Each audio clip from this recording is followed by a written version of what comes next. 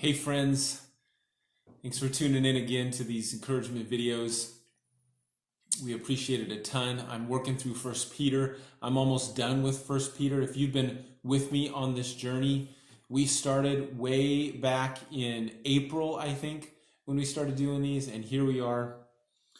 1 Peter chapter 5, right at the end, verse 8 and 9. Okay?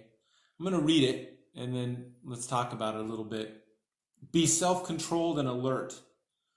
Your enemy, the devil, prowls around like a roaring lion looking for someone to devour. Resist him, standing firm in the faith, because you know that your brothers throughout the world are undergoing the same kind of sufferings. You know, I think some of the hardest seasons of our lives are when we're alone, or when we feel alone, at least, right? Loneliness is probably one of the leading causes of depression, one of the leading causes of suicide.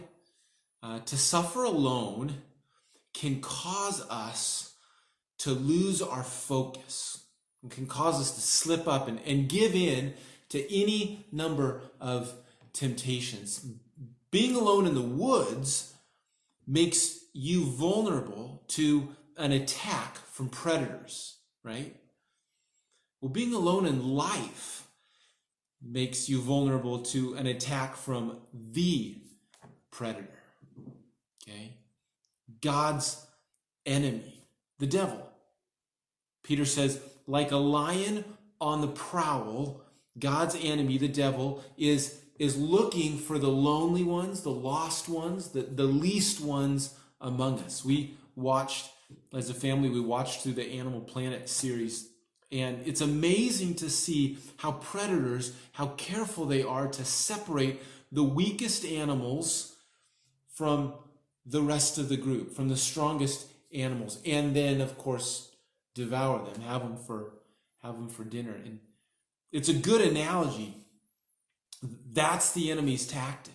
Okay, Peter says to stay vigilant. He says, be self-controlled and alert. And I love the picture. I love the significance of those two verbs together. What I imagine is I picture, I guess, 3 or 4 brothers and sisters in Christ who all kind of have one another's back. They're all kind of back to back with each other, and they're walking through dark seasons together. Do you have anybody like that in your life who you can do that with? They keep an eye on each other. They keep an eye out for the enemy, and they're especially keeping their eyes focused on God himself. Peter says, resist the enemy. He says, you're not alone.